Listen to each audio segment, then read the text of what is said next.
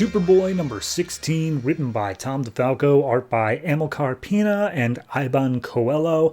This is, of course, the next part of Hell on Earth, continuing on from Superman 15. And in that issue, Superman got the Justice League together and he's like, "Hi, I'm out of options, need your help, let's go." So this issue picks up with them tearing through a bunch of Kryptonian worker drones, and they're already inside, or at least just outside the Fortress of Solitude, but inside like its protection range. And Batman's like, "All right, here's the deal. Superboy, you got to go up and you got to touch the force field and use your tactile telekinesis to disrupt it. And that's the only way we can get in, so hurry up with it." And so he jumps and flies his way across the crowd of worker drones, and he grabs hold of it, and he's like, "Okay, I don't really know how my powers work since I'm wearing this suit thing that changes my powers up a little bit, but there's a little bit of psychic backlash on this, and it's tearing my thoughts apart." And then he's like, "Let's see how we got here. 1 hour ago." So Superman and the Justice League are down in the Block, which is run by Dr. Veritas, which I think we saw at the beginning of this arc. And he's basically saying, "Yep, I am keeping us down here because I'm pretty sure Hell can't hear us here. I have no reason to believe that is true, but sure, why not?" And he explains Hell's plan. He's going to burn out the sun to fuel his time machine, but there is a shard of kryptonite inside the Fortress of Solitude that theoretically could take down a Kryptonian like Hell. So that's their plan, and everyone looks over at Batman. He's like, "Yeah, I already got a strategy figured out. And it's going to be a 3-pronged attack in order to get in there. And number 1 is the distractional front, which is Batman, Wonder Woman, Superboy just trying to bust in through the front door." And so that's going to lead into what we got there. Meanwhile, we cut over to Supergirl and Hell, who are just looking through all the cool things in the fortress. Supergirl points out that Hell's ship is in here, and he's like, "Yep, that's going to be my the basis for our time travel ship." And Kara's like, "That seems so crazy that you could travel through time and space." And Hell's like, "Don't worry, I have done all the math. It is definitely going to work." And then Hell gives her a vision of what Krypton was like and like what they're fighting for. And Kara starts crying. She's like, "It's so beautiful. I never thought I'd get to see this again." And then immediately the world starts being destroyed in front of her. And she's like, "Why are you showing me this?" And Hell's like, "I have to make you feel the same pain that I feel so that you understand the true loss that we experienced." And then he senses that the Justice League is outside. And it's like, "Oh, hey, that's going on."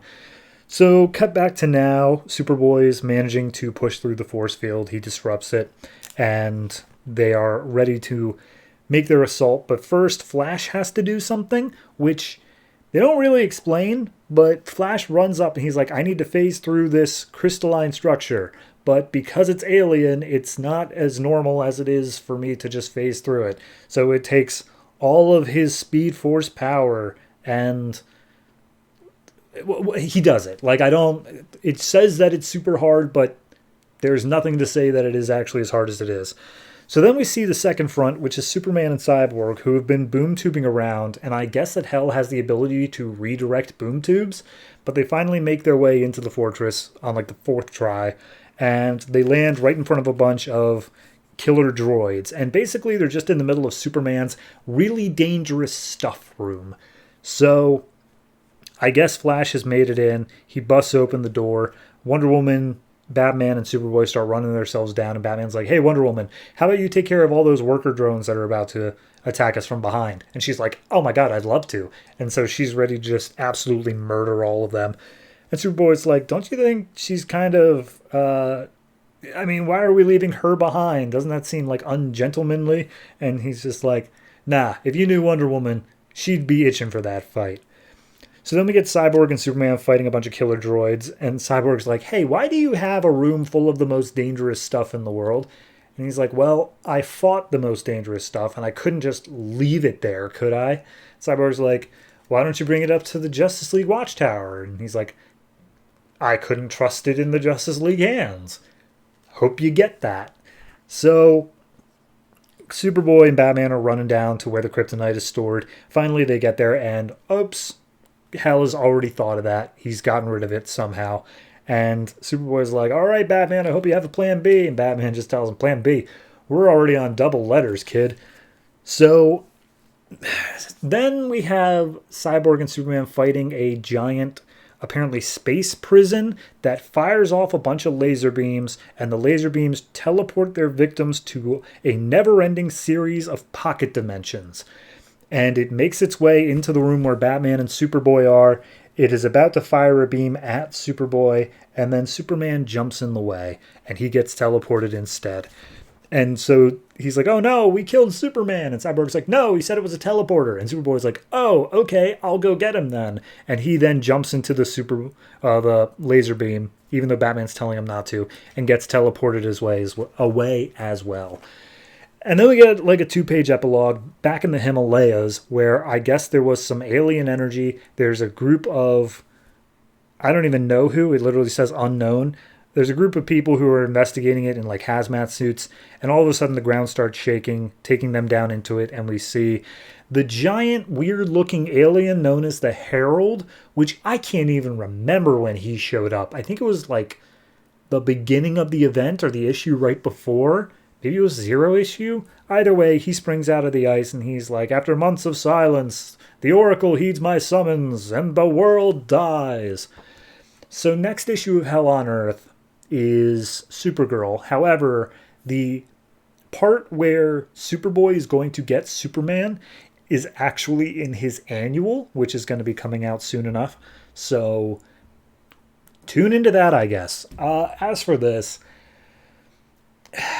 I liked it. I don't think any part of it was particularly bad, except maybe the Hell showing Kara like, oh, here's where Krypton died. It's like, yeah, no, she literally, her book, she went to Krypton and saw it was gone. Like, she was on the dead world of,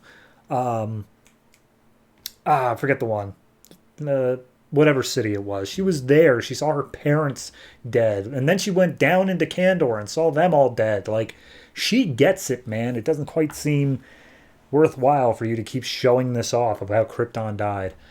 So that was the only part that was a little bit weird to me. But the rest of it, it was a decent enough, okay, get in, do this thing. And it made sense that all these dangerous things Hell has turned against them. So, yeah, I'm down with all that. I don't think any of that really faltered. Art-wise, there was a shift about 2/3 of the way through. Did get a little bit weird, but I think it flowed well enough. I don't have an issue with it there. So overall, it's a perfectly fine issue of Hell on Earth, but it is still an issue of Hell on Earth. So, I'm going to go ahead and give it a 6.5. And I think that the improvement really could just come from dropping that little Hell bit and then also doing that, like, well, let's go back and see how we got here. Like, just tell us in order, man. We don't gotta, we don't have to do, I understand you want the eye catch of them fighting the battle, but I've already bought the issue. Just tell me the story.